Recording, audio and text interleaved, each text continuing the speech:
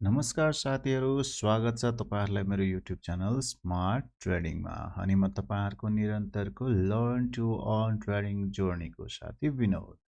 साथीहरू, सदा चाहिँ आज पनि यहाँहरु समक्ष म your stock my analysis session अन्तर्गत तपाईहरुले कमेन्टमा राख्नु भएको रिक्वेस्ट गर्नु भएको stock none other than Himalayan Distillery HDL को टेक्निकली हामी स्टकलाई चिरफार गर्ने प्रयत्न गर्नेछौं।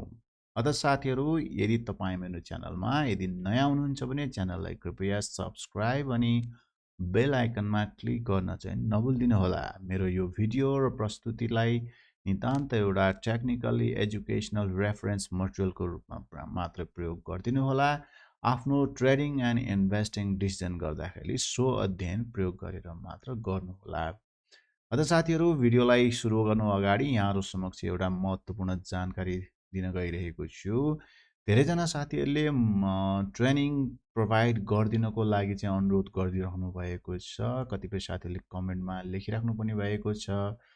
अझ साथीहरू, मैले मार्केटलाई जसरी एनालाइज गर्ने गर्दछु यहाँहरुलाई थाहा छँदैछ। यदि तपाई रेगुलर भ्युअर हो भने म बेसिकली स्मार्ट मनी कन्सेप्ट र भोल्युम प्राइस एनालाइसिस दुईटा चिजलाई फ्युजन गरेर मार्केटलाई एनालाइसिस गर्ने गर्दछु भने यदा कदा म रिलेटिभ स्ट्रेन्थ इन्डेक्स RSI को डाइभर्जेन्सलाई पनि फ्युजन गर्ने गर्दछु। अत यो कन्सेप्टमा स्पेशली स्मार्ट मनी कन्सेप्ट मार्केटलाई बिग प्लेयरले हैन स्मार्ट मनीले कसरी म्यानिपुलेट गरिरहेको हुन्छ, त्यसमा रिटेल ट्रेडरहरु कसरी ट्र्याप भइरहेको हुन्छ, यो कन्सेप्ट मार्केटलाई हेर्ने जुन नजरिया छ त्यो सम्बन्धी तपाईले यदि ट्रेनिङ भनौं या मेन्टरशिप तपाई चाहनुहुन्छ भने तपाई मलाई सम्पर्क गर्न सक्नुहुन्छ। WhatsApp मा तपाईले मलाई मेसेज गर्न सक्नुहुन्छ। तपाईले स्क्रिनमा मोनिटरमा देखिराख्नु भएको छ 9851181779 मेरो WhatsApp नम्बर हो। र स्पेशली मैले तपाईहरुलाई भन्नु पर्दाखेरि मैले ट्रेनिङ भनेर यो टेक्निकल एनालिसिस को मार्केटमा जुन किसिमको हप्ता दिन 15 दिनको 1 महिनाको 2 महिनाको ट्रेनिङ भनेर दिइन्छ, जुन चाहिँ 3000 5000 10000 20000 भनेर दिइन्छ, त्यो प्याकेजको ट्रेनिङबाट मेरो आफ्नो पर्सपेक्टिभ चाहिँ के त भन्दाखेरि मान्छेले सिक्न सक्दैन। यसको लागि लङ टर्म एउटा चाहिँ मेन्टरशिप चाहिँ इम्पोर्टेन्ट हुन्छ। यानी कि मेरो भनाइको मतलब यो हो कि यो कुनै किसिमको एउटा चाहिँ प्याकेजको ट्रेनिङबाट सिकिने चीज चाहिँ होइन। Trading is very much difficult thing my friend. कसैलाई लाग्न सक्छ ट्रेडिङ भनेको निकै सजिलो चीज हो, तर दुनियामा सबैभन्दा गाह्रो काम तपाई भन्नुहुन्छ भने डिफिकल्ट चीज भन्नुहुन्छ ट्रेडिङ नै हो। यसको चाहिँ एउटा स्ट्याटिस्टिकली पनि के छ त भन्दाखेरि more than 90% of the people lose their 90% of their capital in 90 days भन्छ यो ट्रेडिङको मार्केटमा वर्ल्ड स्ट्याटिस्टिक्स हो यो साथीहरु। दैट इज व्हाई यसभित्र हामी पनि पढ्दछौं। त्यसैले यसलाई चाहिँ एउटा सर्टेन प्याकेजको रूपमा हेर्नु भन्दा पनि एउटा लाइफ टाइम मेन्टरशिपको लागिको हिसाबले जाँदाखेरि चाहिँ मेरा ट्रेनिजहरुले चाहिँ पक्कै पनि प्रोफेसनली मार्केटलाई हेर्न सक्ने हुन्छ भन्ने मलाई लागेकोले गर्दाखेरि मैले मेन्टरशिपको प्रोग्राम चाहिँ सुरु गर्न लागेको छु। अझ साथीहरु, तपाईहरु मेरो आफ्नो एनालिसिसको पर्सपेक्टिभ अनुसारको एनालिसिस गर्न जान्ने किसिमको त्यो प्रोफेसनलिज्म तपाई डेभलप गर्न चाहनुहुन्छ भने you can join my mentorship program. I am going to start that shortly and the very first members हैन उहाँहरुको लागि हेभी डिस्काउन्ट पनि मैले व्यवस्था गरेको छु र पछि चाहिँ विदाउट डिस्काउन्ट हाम्रो मेन्टरशिप प्रोग्राम जानेछ र initial few members will have the heavy discount on the mentorship package। यति भन्दै साथीहरु, अब आजको हाम्रो टेक्निकल एनालाइसिस HDL को सुरु गरौँ। स्क्रिनमा तपाईले देखिराख्नु भएको छ HDL हिमालयन डिस्टिलरी लिमिटेड को वीकली टाइम फ्रेममा चार्ट प्याटर्न। त साथीहरु, त्यो भन्दा यो चार्टलाई एनालाइसिस गर्नु भन्दा अगाडि तपाईले एउटा के निवेदन गर्दछु त भन्दाखेरि यदि तपाईले मेरो च्यानललाई रेगुलरली तपाईले फलो गरिराख्नु भएको छ भने या नयाँ हुनुहुन्छ भने मैले यो HDL को बारेमा तपाईहरु समक्ष करिब 4-5 महिना अगाडि एउटा फुल टेक्निकल एनालिसिस पनि पस्केको थिए। यदि तपाईले यो भिडियो हेरिसकेपछि आजको मेरो एनालिसिस हेर्नु भयो भने धेरै कुरा पिक्चर क्लियर हुन्छ साथीहरु। तसर्थ along with today's presentation, I would like to request you all to visit this Himalayan Distillery HDL the previously uploaded video है। यो निकै नै महत्त्वपूर्ण भिडियो छ, एकचोटी गएर हेर्नु होला। साथीहरु अब जाउँ आजको हाम्रो एनालाइसिसमा एसडिएल मा। एसडिएल को नर्मली के छ त भन्दाखेरि जुन किसिमको यो फास्टमा एउटा सुपर बुल रन यो एसडिएल मा आएको देख्दछौँ। त्यसपछि चाहिँ हाम्रो चाहिँ विकली टाइम फ्रेममा है यो हायर हाई यो पोइन्ट हुन्छ र हायर लो यो पोइन्ट जुन यो ब्लू स्पटहरु देखेको छ त्यसपछि अर्को हायर हाई सिधै यो माथि आइपुगेको छ।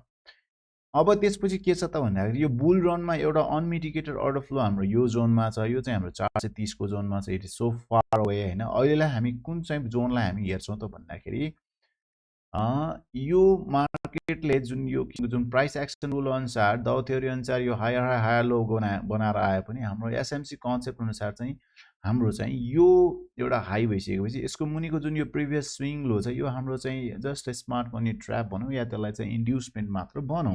इन्ड्युसमेन्ट टु द रिटेल ट्रेडर्स हैन। यो इन्ड्युसमेन्टबाट तल क्यान्डलले क्लोजिङ गरिसकेपछि मार्केटले यो प्रिभियस हाईलाई चाहिँ ब्रेक दिन नसकिकन मार्केट यही जोनमा आउँछ। यही जोनमा आइसकेपछि यो जोनलाई ब्रेक गर्ने सम्भावना धेरै हुन्छ भनेर मैले यहाँलाई प्रिभियस भिडियोमा पनि राखेको थिएँ। त्यसको डिटेल्स एनालिसिस तपाईले हेर्न जान सक्नुहुन्छ त्यो भिडियोमा। र त्यसपछि अहिले हामी मार्केटमा कहाँ छौं त भन्दाखेरि मार्केटको फर्स्ट डिमान्ड यो पनि अनमिटिगेटेड अर्डर फ्लो नै हो साथीहरु। जब यो जोनमा यसले ट्याप गर्यो यहाँबाट चाहिँ एउटा स्ट्रङ रियाक्सन चाहिँ दिएको अवस्था चाहिँ छ यो because this blue John is in a way very strong demand John हैन। फर्स्ट डिमान्ड जोनको रूपमा हामी हेर्दछौं। अत साथीहरु अहिले यो डिमान्ड जोनमा मार्केटले खेलिरहेको छु। डेली टाइम फ्रेममा गएर हामी मार्केटलाई फेरि अब्जर्भ गर्ने नै छौं। र जबकि यो अहिले जुन यो 1520 को हाराहारीमा क्लोजिङ एसडिएल ले दिइरहेको अवस्था छ यो जोन चाहिँ एक्चुअली एउटा राम्रो डिमान्ड जोनमा चाहिँ एसडिएल आइपुगेको अवस्था चाहिँ हो। र एकचोटी चाहिँ यो डिमान्ड जोनबाट बाउन्स भएर माथिसम्म गइसकेको छ र माथि गएर चाहिँ कहाँबाट रिजेक्सन खाएको छ त भन्दाखेरि you can see very clearly यो क्यान्डलको यो लोबाट हैन लोबाट चाहिँ रिजेक्सन खाएको छ। किनभने भन्दाखेरि यो हाम्रो यहाँबाट स्विङ लो यो लेग आउँदाखेरि यो इम्पल्सिभ लेग यो आउँदाखेरि चाहिँ हाम्रो अर्डर ब्लक कुन चाहिँ हो त अनमिटिगेटेड अर्डर ब्लक एउटै मात्र अर्डर ब्लक यो हो हैन। सो यसबाट यसले चाहिँ रिजेक्सन खाएको छ। सो फ्रेन्ड यसलाई चाहिँ मार्केटलाई यसरी नै हेर्नु पर्छ भन्ने यहाँहरु समक्ष मैले राखेँ। यो रिजेक्सन यहाँबाट खाइसकेपछि यसरी तल आएर अहिले हाम्रो यो एउटा रेड क्यान्डल जुन छ तपाईलाई म देखाउँछु विकली पर्सपेक्टिभबाट यो रेड क्यान्डलको यो डिमान्ड जोनमा मार्केटले ट्याप गरेको छ है। सो एउटा प्रपर डिमान्ड जोनमा मार्केट चाहिँ छ साथीहरु। विकली टाइम फ्रेममा हायर टाइम फ्रेम आको डिमान्ड जोनमा चाहिँ पक्कै पनि रियाक्सन गर्छ। यो जोनबाट हामीले बाहिर एउटा राम्रो प्रफिट निकाल्न सकिन्थ्यो। हेर्नु यो मैले पहिला पनि यो राखिरहेको थिएँ यो डिमान्ड जोन तपाईले प्रिभियस भिडियोमा गएर पनि हेर्न सक्नुहुन्छ। र अर्को एउटा कुरा चाहिँ यसमा अलिकति सिरियसली ध्यान दिनुपर्ने कुरा के पनि छ त भन्दाखेरि यदि एसडिएल ले कथम कदाचित आउँदा दिनहरुमा it takes time of course in this is weekly chart हैन। यदि यो ब्लू जोनहरुलाई सबैलाई तोड्छ भने मतलब यो 1259 को लेभललाई पनि ब्रेक गरेर क्यान्डलले क्लोजिङ यदि दुईटा क्यान्डलले क्लोजिङ है एउटा मात्र क्यान्डलले क्लोजिङ दिएर नेक्स्ट डे को क्यान्डल फेरि इनसाइड क्लोजिङ दिन जायो भने त्यो ट्र्याप पनि हुन सक्छ। यदि two candle close below this 1259 level then SDL चाहिँ बाट चाहिँ केही समयको लागि फेरि परै बस्नुपर्ने स्थिति हुन सक्छ। किनभने त्यहाँबाट फल भयो भने मार्केट एकैचोटि 430 सम्म आउन सक्छ साथीहरु। That's why it's very important to observe the market in this blue zone that I have marked. Okay so friends यहाँसम्म पुग्दाखेरि मैले विकली एनालाइसिस यहाँहरु समक्ष राखेँ। अब स्पेशली विकली डिमान्ड जोन चाहिँ तपाईले ख्याल गर्नु पर्यो है त। विकली फर्स्ट डिमान्ड जोन है फेरि यो चाहिँ सेकेन्ड स्ट्रङ डिमान्ड जोन चाहिँ यहाँ मात्र हो। फेरि यो 400 को लेभल मात्र हो स्ट्रङ डिमान्ड जोन चाहिँ। अब यतिसम्म भन्दाखेरि यो भन्दाखेरि फेरि धेरै साथीहरु अत्तालिनु होला हैन। र अहिलेलाई डिमान्ड जोनमा मार्केट खेलिरहेको छ। यतैतिर एउटा बुलिश सिम्पटम्स देखिएको खण्डमा चाहिँ थोरै हामीले भनौं प्रफिट निकाल्न सक्ने अवस्था चाहिँ बन्न सक्छ। अब जाउँ हामी डेली टाइम फ्रेममा।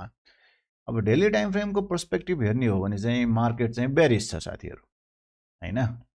यो कसरी बेरिश छ त भन्दाखेरि यो विकली टाइम फ्रेमको जुन लो जुन थियो यो इन्ड्युसमेन्ट गएको छ त डेली टाइम फ्रेमको swing low higher low higher high higher low higher high बनाइसकेपछि यो जोनलाई ब्रेकआउट दिएर तल क्यान्डल क्लोजिङ दिइसकेपछि मार्केटले अहिले चाहिँ यो एचडिएल चाहिँ कम्प्लिटली बेरिस मोडमा गइरहेको अवस्था हो।